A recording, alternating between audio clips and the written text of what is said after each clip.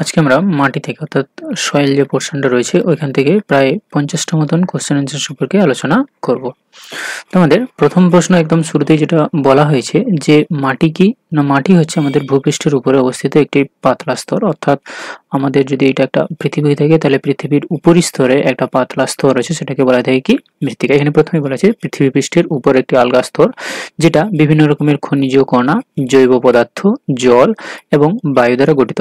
তাহলে মাটি যেটা উপরের স্তর রয়েছে সেটা কি কি স্তর দ্বারা গঠিত রয়েছে? বিভিন্ন রকমের রয়েছে খনিজ কণা, তারপরে রয়েছে বিভিন্ন রকমের জৈব পদার্থ, তারপরে রয়েছে জল ও বায়ু দ্বারা গঠিত রয়েছে।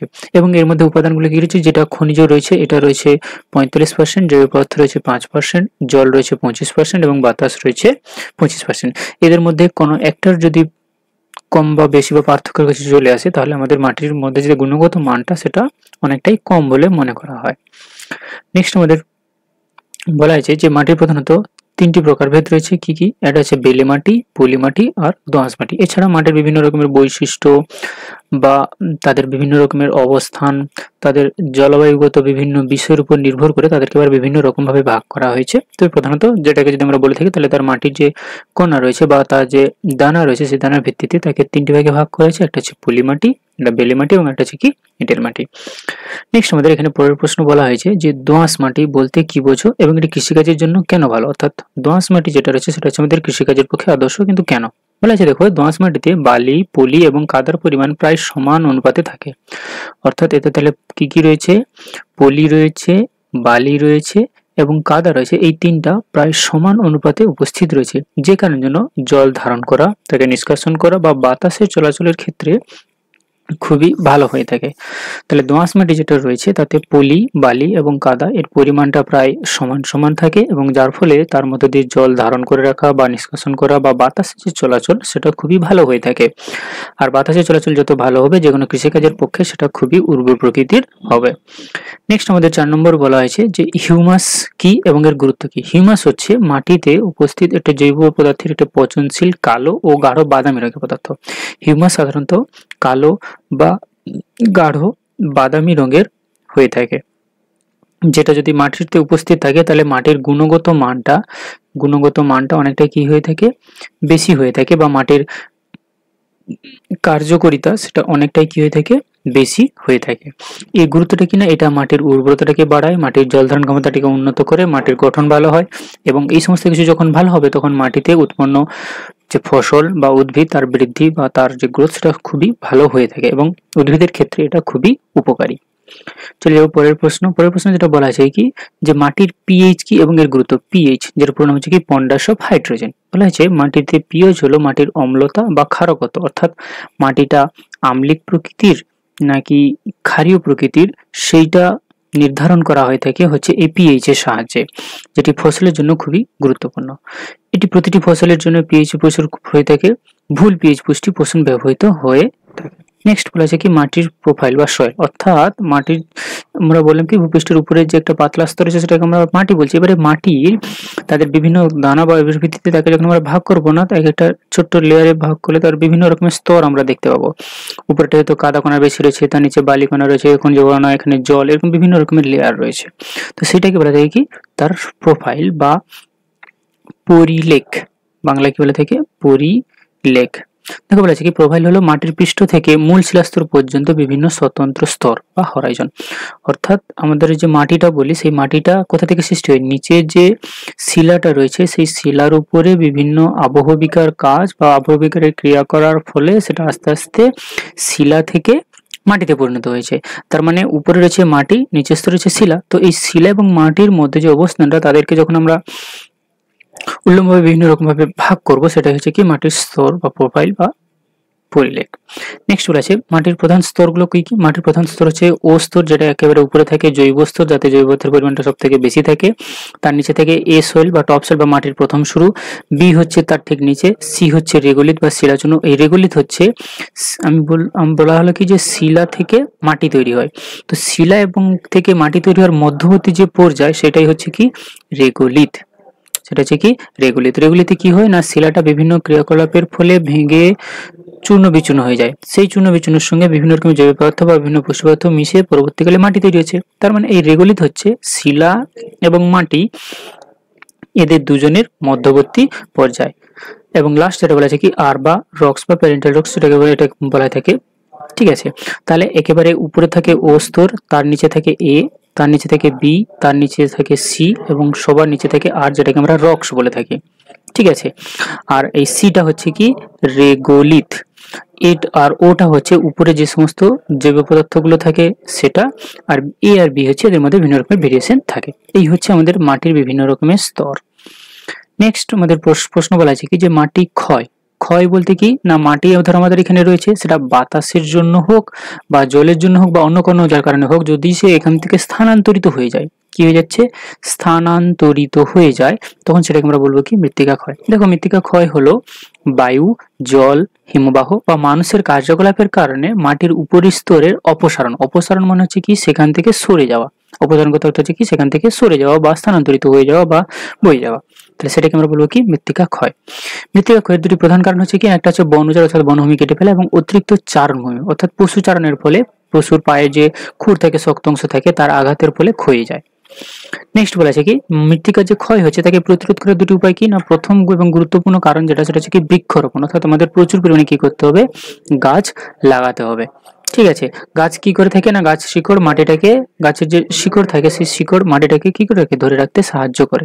এবং তারপর রয়েছে কি কন্ট্যুর চাষ বা সমোন্নতি, এটাকে বলা হয় কি সমোন্নতি রেখা চাষ। সমোন্নতি রেখা চাষ অর্থাৎ সমান উচ্চতাযুক্ত স্থানগুলিতে যেখানে যেখানে উচ্চতা একই সেই অংশ বরাবর এরকম বাঁকা হলে সেরকম ভাবে বাঁকিয়ে নিয়ে গিয়ে তাকে যখন আমরা ওখানে চাষ করব একটা নির্দিষ্ট ফসল, ধরো এখানে এরকম একটা বাঁকা অংশ রয়েছে, এরকম একটা বাঁকা রয়েছে, এখানে একই রকমের ফসল চাষ হয়েছে, তো সমান উচ্চতাযুক্ত স্থানগুলিতে যে রেখার দ্বারা মানে রেখার মতন করে চাষ করা হয়ে থাকে সেটাকে বলা যায় কি সমোন্নতি রেখা। এবারে আমরা মাটির কয়েকটা বিষয় সম্পর্কে জানবো। প্রথম যেটা বলা আছে কি কৃষ্ণ মৃত্তিকা বা রেগুর মাটি। কৃষ্ণ মৃত্তিকা বা রেগুর মাটি কি এবং এটি কোন ফসলের জন্য বিখ্যাত? কৃষ্ণ মৃত্তিকা হচ্ছে কি কালো রঙের মাটি যা দাক্ষিণাত্য লাভা মাটি থেকে তৈরি হয়। তাহলে লাভা ধরনের যে লাভা মালভূমি রয়েছে বা লাভা শিলা রয়েছে সেখান থেকে কোন ধরনের মাটির সৃষ্টি হচ্ছে, কালো মাটি। এই কালো মাটি কার্পাস চাষের পক্ষে খুবই ভালো বলে এটাকে ব্ল্যাক কটন সয়েল বলা হয়ে থাকে। ব্ল্যাক কটন সয়েল বলা হয়ে থাকে এবং এটি তুলো চাষ খুবই ভালো হয়ে থাকে যেটা বললাম। নেক্সট আছে কি নবীন পলিমাটি ও প্রাচীন পলিমাটি। নবীন পলিমাটিকে বলা থাকে খাদার, নদীর তীরবর্তী নবীন পলিমাটিকে বলা থাকে খাদার এবং নদীর থেকে একটু দূরে প্রাচীন যে পলিমাটি সেটাকে বলা থাকে কি ভাঙ্গার। খুবই গুরুত্বপূর্ণ এই দুটো, নবীন পলিমাটিকে বলা থাকে খাদার এবং প্রাচীন পলিমাটিকে বলা থাকে কি ভাঙ্গার। আবার পাঞ্জাব সমভূমি অঞ্চলে নবীন যে মাটিটি থাকে সেটাকে ওখানকার স্থানীয় ভাষায় বলা থাকে কি বেট। চলে যাবো আমাদের 13 নম্বর প্রশ্ন। 13 নম্বর প্রশ্ন বলা আছে কি যে ল্যাটেরাইট মাটির বৈশিষ্ট্য। ল্যাটেরাইট মাটির বৈশিষ্ট্য কি না, এই মাটি উষ্ণ এবং আর্দ্র অঞ্চলে সৃষ্টি হয়ে থাকে। ল্যাটেরাইট মানে এটি লাল রঙের হবে এবং এতে লোহা ও অ্যালুমিনিয়াম অক্সাইড বেশি থাকে। এটা সব থেকে গুরুত্বপূর্ণ কি না, এতে লোহা এবং অ্যালুমিনিয়াম অক্সাইডের পরিমাণটা সব থেকে বেশি থাকে, যার ফলে এর উর্বরতা তুলনামূলকভাবে অনেকটাই কম হয়ে থাকে। ঠিক আছে, তাহলে ল্যাটেরাইট মাটির বৈশিষ্ট্য হচ্ছে কিনা এটি উষ্ণ এবং আর্দ্র অঞ্চলে সৃষ্টি হয়ে থাকে, এর রং হচ্ছে লালচে প্রকৃতির এবং এতে লোহা এবং অ্যালুমিনিয়াম অক্সাইডের পরিমাণটা সব থেকে বেশি থাকে। পরের প্রশ্ন বলা আছে মাটি কিভাবে গঠিত হয়। আমরা প্রথমে বলেছি যে শিলাটা ছিল, তার উপরে আবহাওয়ার বিভিন্ন উপাদান কাজ করার ফলে সেটা দীর্ঘদিন বিভিন্ন রকমের প্রক্রিয়ার ফলে মাটির সৃষ্টি হয়েছে। বুঝতে হবে কি মাটি শিলার আবহবিকার। আবহবিকারের মধ্যে ভৌত, রাসায়নিক বা জৈব অর্থাৎ যেটাকে আমরা যান্ত্রিক, রাসায়নিক ও জৈবিক প্রক্রিয়া বলে থাকি। তার ফলে জৈব পদার্থ বিভিন্ন রকমের পচন হচ্ছে, ক্ষুদ্র জীবদেহ কার্যকলাপের মাধ্যমে দীর্ঘ সময় পরে সেটা আস্তে আস্তে মাটিতে পরিণত হচ্ছে। নেক্সট বলেছে কি আবহবিকার। আবহবিকার অর্থাৎ আবহাওয়ার বিভিন্ন উপাদান এখানে ভূমিকা সব থেকে বেশি থাকবে। বলেছে কি আবহবিকার হলো প্রাকৃতিক শক্তির প্রভাবে শিলা ক্ষয়প্রাপ্ত হওয়া। অর্থাৎ যদি আমার এটা একটা শিলাখণ্ড হয়ে থাকে তাহলে এর উপরে আবহাওয়ার বিভিন্ন উপাদান উষ্ণতা, আর্দ্রতা, বৃষ্টিপাত, মেঘাচ্ছন্নতা বিভিন্ন বিষয়গুলো যখন কাজ করে এই উপরের অংশটাকে, শিলার উপরের দিকের অংশটাকে চূর্ণ বিচূর্ণ করে সেখানেই পড়ে থাকবে, সেটাকে আমরা বলবো কি আবহবিকার। এবং এটা যখন বিভিন্ন নদী বা জলস্রোতের জন্য এখান থেকে স্থানান্তরিত হয়ে যাবে সেটাকে বলবো আমরা হচ্ছে ক্ষয়ীভবন, এবং গিয়ে যেখানে জমা হয়ে যাবে সেটাকে বলবো কি আমরা পুঞ্জিত ক্ষয়। এবং এরা এখান থেকে স্থানান্তরিত হয়ে যাওয়ার জন্য নিচের যে শিলাস্তরটা সে বাইরে বেরিয়ে এলো সেটাকে বলা থাকে কি নগ্নি ভবন। সেটাকে বলা থাকে কি নগ্নি ভবন। গেল আমাদের এটা একটা বিষয়। নেক্সট আমাদের যেটা বলা আছে যে মাটি উৎপত্তির জন্য প্রধান 5টি উপাদান, অর্থাৎ মাটি সৃষ্টির জন্য কি উপাদান সব থেকে বেশি। মাটি সৃষ্টি যেটাকে আমরা প্রধান উপাদান বলে থাকি। প্রথমত হচ্ছে কি জলবায়ু, মূল শিলা, ভূসংস্থান, তারপর হচ্ছে সময়, জীবজন্তু, উদ্ভিদ খুব তো গুরুত্বপূর্ণ। এর মধ্যে জলবায়ু এবং ভূপ্রকৃতির ভূমিকা সব থেকে বেশি থাকে। ঠিক আছে, তাহলে মাটি সৃষ্টির উপাদানগুলি উৎপত্তির জন্য প্রয়োজনীয় উপাদানগুলি হচ্ছে কি, 1 নম্বর হচ্ছে জলবায়ু, 2 নম্বর হচ্ছে মূল শিলা, 3 নম্বর হচ্ছে ভূসংস্থান অর্থাৎ বিভিন্ন রকম বিভিন্ন বিষয়, 4 নম্বর হচ্ছে সময় অর্থাৎ কত সময় লাগছে, 5 হচ্ছে জীবজন্তু, 6 হচ্ছে উদ্ভিদ। আচ্ছা, সময়ের কথা এখানে কেন গুরুত্ব আসছে, বলা হয়েছে যদি আমার শিলাটা নরম প্রকৃতির হয়ে থাকে তাহলে সেটা তাড়াতাড়ি মাটি তৈরি হবে, যদি শক্ত হয় তৈরি হতে সময় লাগবে। আর যদি সেখানকার জলবায়ু উষ্ণ আর্দ্র প্রকৃতির হয় তাহলে সেটা খুব তাড়াতাড়ি সেটা মাটিতে পরিণত হবে। আর যদি শুষ্ক ও শীতল হয়ে থাকে তখন সেটা মাটি তৈরি হতে অনেকটাই সময় লাগবে। সেই জন্য এখানে সময়ের কথাটা বলা হয়েছে যে বিভিন্ন শিলা থেকে মাটি তৈরি হতে বিভিন্ন রকমের সময় লেগে থাকে। নেক্সট আমাদের প্রশ্ন বলা আছে যে মাটির বুটন বা টেক্সচার, অর্থাৎ মাটির বুটন বলতে মাটির যে কণাগুলি রয়েছে তাদের যে আপেক্ষিক অনুপাত, অর্থাৎ মাটির বিভিন্ন রকমের ছোট ছোট কণাগুলি তো নিয়ে গঠিত হয়ে থাকে, তো সেই কণাগুলির যে আপেক্ষিক অনুপাতটা সেইটাকে বোঝানোর জন্য মাটির বুটন বা তাকে টেক্সচার বলা হয়ে থাকে। নেক্সট বলেছে মাটির জল ধারণ ক্ষমতা। জল ধারণ ক্ষমতা বলতে যতটা মাটি জল নিজের মধ্যে ধরে রাখার তার ক্ষমতা রয়েছে সেটাকেই হচ্ছে কি মাটির জল ধারণ ক্ষমতা। আর সছিদ্রতা হচ্ছে মাটির মধ্যে ফাঁকা স্থান, অর্থাৎ এই যে কণাগুলি রয়েছে এর মধ্যে যে ফাঁকা স্থান, যখন আমি জল ঢালবো তখন এই ফাঁকা স্থানের মধ্যে জলটা জমে থাকবে, তার মানে সচ্ছিদ্রতা যদি বেশি হয় তাহলে জল ধারণ ক্ষমতাটা বেশি হবে, সচ্ছিদ্রতা যদি কম হয় তাহলে তার জল ধারণ ক্ষমতাটা কি হবে, কম হবে। নেক্সট আমাদের রয়েছে কি মাটির দূষণ। কি মাটির দূষণ হলো রাসায়নিক পদার্থ, জৈব বা অন্যান্য দূষকের কারণে যখন মাটির গুণগত মানটা হ্রাস পেয়ে যাবে, অর্থাৎ আমরা শুরুতেই দেখেছি মাটির একটা বৈশিষ্ট্য বা উপাদান যেগুলো প্রয়োজন, যেটা থাকলে মাটির গুণগত মান খুব ভালো হয়ে থাকে। তো সেই মাটির গুণগত মানের মধ্যে যদি কিছু পার্থক্য হয় তখনই সেটাকে আমরা বলবো কি যে মাটিটা আমাদের দূষণ হয়ে গেছে, অর্থাৎ মাটির কার্যকরী ক্ষমতা যদি আগের মতো না থাকে বা কমে যায় তখন সেটাকে আমরা বলবো কি যে মৃত্তিকাটা অনেকটাই কি হয়ে গেছে, দূষিত হয়ে গেছে, অর্থাৎ তার গুণগত মানের এটা অনেকটাই কমে গেছে। এবার এখানে দুটো কারণ বলা আছে যে কি কারণে হতে পারে। প্রথমত হচ্ছে শিল্প কারখানা থেকে নির্গত বিভিন্ন রকমের বর্জ্যকে যেখানে ফেলে দেওয়া হচ্ছে বা কীটনাশক বা রাসায়নিক সার ব্যবহার করা হচ্ছে যার ফলে আমাদের মাটিটা দূষিত হয়ে যাচ্ছে। এটা ছাড়াও আমাদের বহু রকমের আরো অন্যান্য অনেক কারণ রয়েছে। নেক্সট বলা আছে যে মাটির লবণাক্ততা। মাটির লবণাক্ততা অর্থাৎ মাটিতে উপস্থিত লবণ অর্থাৎ সোডিয়াম যে লবণের সার বিষয়ের কথা বলা আছে, যদি বেশি থাকে তাহলে মাটির লবণাক্ততার পরিমাণটা বেশি হবে, যদি কম থাকে তাহলে লবণাক্ততার পরিমাণটা অনেকটাই কি হবে, কম হবে। চলে যাবো আমাদের পরের প্রশ্ন। বলা আছে মাটির এই যে লবণতাটা যদি বেশি হয়ে যায় তাহলে তো কমাবো আমরা কি করে, না মাটি কমানোর উপায় হলো জল দ্বারা তাকে প্রথমত ধুয়ে ফেলতে হবে বা জিপসাম ব্যবহার করতে হবে, অর্থাৎ চুন জাতীয় বিভিন্ন রকম পদার্থ ব্যবহার করতে হবে, সেটা যদি ক্ষার হয়ে যায়। নেক্সট আছে মাটির মধ্যে কি কি প্রধান পুষ্টি উপাদান রয়েছে, খুবই গুরুত্বপূর্ণ প্রশ্ন। মাটির মধ্যে হচ্ছে নাইট্রোজেন, ফসফরাস এবং পটাশিয়াম, যেটাকে বলা থাকে কি এনপিকে। নাইট্রোজেন, ফসফরাস এবং পটাশিয়াম হচ্ছে মাটির প্রধান পুষ্টি উপাদান। আর এগুলো ছাড়াও আরো কি কি রয়েছে, ক্যালসিয়াম রয়েছে, ম্যাগনেসিয়াম রয়েছে, সালফার রয়েছে। এছাড়াও আরো গুরুত্বপূর্ণ রয়েছে কি কি ক্যালসিয়াম, সালফার এবং ম্যাগনেসিয়াম। নেক্সট বলা আছে যে কেঁচো মাটিতে কিভাবে উপকারী করে থাকে, না কেঁচো কি করে থাকে, যদি আমরা এটা মাটির লাগে কেঁচো এখান থেকে মাটিগুলোকে বাইরে বেরিয়ে, তার মানে এখানে একটা ফাঁকা স্থান তৈরি হচ্ছে, ফাঁকা স্থান তৈরি হওয়ার জন্য সেই ফাঁকা স্থান দিয়ে বাতাস সহজেই মাটির ভিতরে কি করতে পারছে, প্রবেশ করতে পারছে। আর মাটির ভিতরে যত বাতাস চলাচল করতে পারবে মাটির গুণগত মানটা তত কি হবে, বেশি হবে। নেক্সট আমাদের কোনটো চাষ আমরা আগে অলরেডি পড়েছি। নেক্সট হচ্ছে কি সোপান চাষ। সোপান চাষ হলো পাহাড়ি অঞ্চলে ধাপ কেটে যে চাষ করা হয় যা জলের গতিকে কমিয়ে দেয় এবং আমাদের মৃত্তিকা ক্ষয় রোধ করে, মৃত্তিকা ক্ষয় রোধ করে, অর্থাৎ পাহাড়ি অঞ্চলে ধাপ কেটে যে চাষ করা হয় সেটাকে বলা থাকে কি ধাপ চাষ।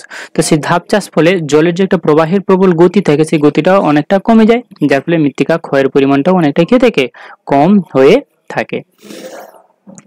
নেক্সট কোশ্চেন বলা হয়েছে যে মাটির তাপমাত্রা নিয়ন্ত্রণ করে, অর্থাৎ মাটির তাপমাত্রা কেমন হবে সেটা নিয়ন্ত্রণ করে থাকে কিসের জন্য, প্রথমত সৌর বিকিরণ তথা সূর্য থেকে কতটা আলো আসছে, আর দ্বিতীয়ত যেটা রয়েছে কি মাটির রং। মাটির রং কেমন, মাটির রঙের উপরে অনেক সময় তাপমাত্রা নির্ভর করে। যেমন আমরা দেখেছি যে যদি আমরা শীতের দিনে হচ্ছে কালো রঙের পোশাক পরি তাহলে আমাদের শরীরটা খুব তাড়াতাড়ি গরম হয়ে যায়, আর সাদা রঙের পোশাক পরলে গরম হতে একটু সময় লাগে। যেখানে বলা থাকে তোমার হচ্ছে গরমের সময় সাদা রঙের পোশাক সব থেকে বেশি পরতে করা থাকে, কারণ রোদে বেরোলে, কারণ রিফ্লেকশনের পরিমাণটা বেশি থাকে, আর কালো অ্যাবজর্ব করে থাকে, ফলে সে যা সূর্যটা আসবে সেটাকে সে ধরে রেখে দেয়, যার ফলে তার তাপমাত্রাটা অনেকটাই কে থেকে বেড়ে থাকে। নেক্সট বলে আছে কি মাটির বায়ু চলাচল ক্ষমতা কেন গুরুত্বপূর্ণ, না কারণ উদ্ভিদের মূলের শ্বাস প্রশ্বাস বা মাটির যে অণুজীব রয়েছে তাদের কার্যকলাপ যাতে স্বাভাবিকভাবে হতে পারে সেই জন্য মাটির মধ্যে চলাচল মানে বায়ু চলাচল করা খুবই গুরুত্বপূর্ণ। নেক্সট কোশ্চেন বলা আছে ক্যাটায়ন এক্সচেঞ্জ ক্যাপাসিটি, অর্থাৎ মাটির ধনাত্মক আয়ন যেটা রয়েছে তার ধরে রাখার ক্ষমতা বা তার উর্বরতাকে নির্দেশটা যদি থাকবে, মাটির উর্বরতা তত কি হবে, বেশি হবে, বা উর্বরতা তত কি হবে, বৃদ্ধি পেতে থাকবে। নেক্সট হচ্ছে কি গ্রিন ম্যানিওর। গ্রিন ম্যানিওর হলো এমন ফসল যা মাটির জৈব পদার্থ পুষ্টি বাড়ানোর জন্য মাটিতে বপন করা হয়ে থাকে এবং নির্দিষ্ট বৃদ্ধির পর মাটিতে মিশিয়ে দেওয়া হয়। অর্থাৎ আমরা মাটির উর্বরতা কমে গেছে এমন ধরনের ফসল উদ্ভিদ চাষ করা, যারা কি করবে, বায়ুমণ্ডল থেকে নাইট্রোজেনটাকে নিয়ে তাদের মধ্যে রাখবে এবং যখন এটা পুরোপুরি একটা নির্দিষ্ট বয়স হয়ে যাবে তখন তাদেরকে কেটে দিয়ে মাটির সঙ্গে মিশিয়ে দেওয়া হবে। তার মানে মাটিতে নাইট্রোজেন পরিমাণটা কমে গেছিল, এই উদ্ভিদগুলোকে লাগানোর ফলে তারা আবার মাটিতে নাইট্রোজেন নতুন করে কি করলো, ফিরিয়ে দিল। এইটাকে বলে থাকে গ্রিন ম্যানিওর।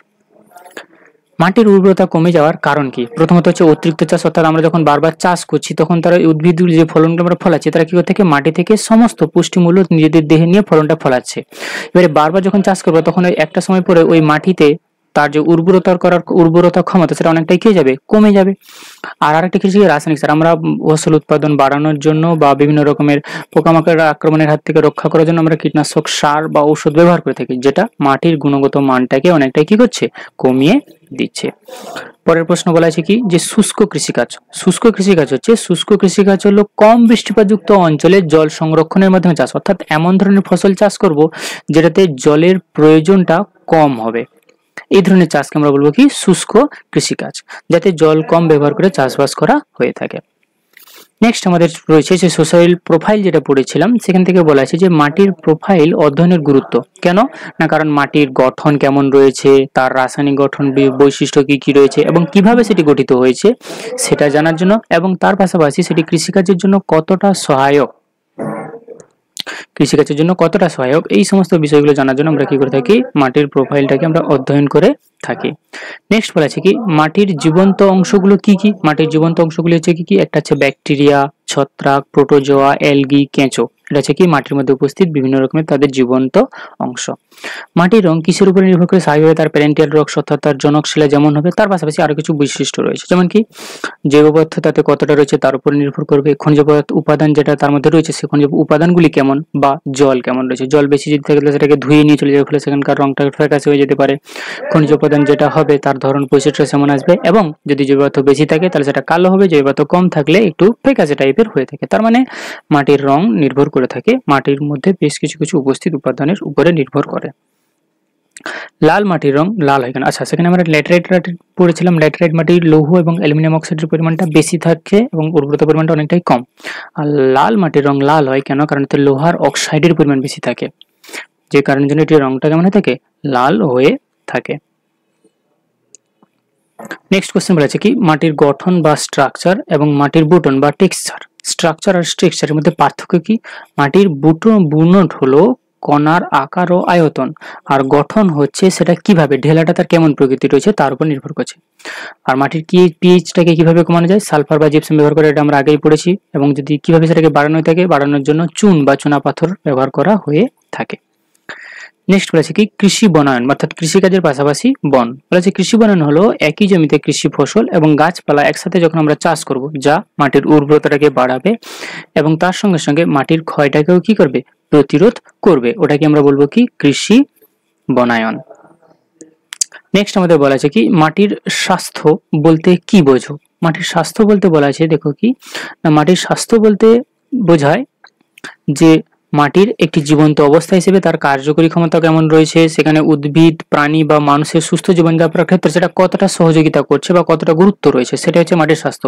যদি মাটির গুণগত মান কম হয়, মাটির কার্যকরী ক্ষমতা কম হয়, তাহলে সেখানে ফলন ভালো হবে না, মানুষ সেখানে স্বাভাবিকভাবে থাকতে পারবে না, বা মানুষের বসবাসের পক্ষে একটা অনুপযুক্ত পরিবেশ তৈরি হবে, তখন সেখানকার মাটির স্বাস্থ্য ভালো নয়। যেমন আমরা দেখেছি কি, যে সমতল অঞ্চলে উর্বর মৃত্তিকা থাকার জন্য চাষবাস ভালো হয় বা মানুষের আধিক্য সব থেকে বেশি দেখতে পাওয়া যায়। আবার যখন আমরা পাহাড়ি অঞ্চলে বা মালভূমি অঞ্চলে চলে যাব, সেখানে মাটির উৎপাদন করার ক্ষমতা কম বা মাটির গুণগত মান কম হয় জন্য সেখানে মানুষের বসবাস অনেকটাই কম।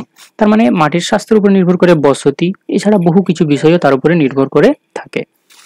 নেক্সট প্রশ্ন আমরা চলে যাব, বলা আছে কি, যে মাটির জলচক্র। জলচক্র হলো কি, মাটি বায়ুমণ্ডলের মধ্যে জলের যে চলাচল, যা বাষ্পীভবন থেকে ঘনীভবন এবং অধঃক্ষেপণের মাধ্যমে ঘটে থাকে, সেটাই হচ্ছে কি মাটির জলচক্র।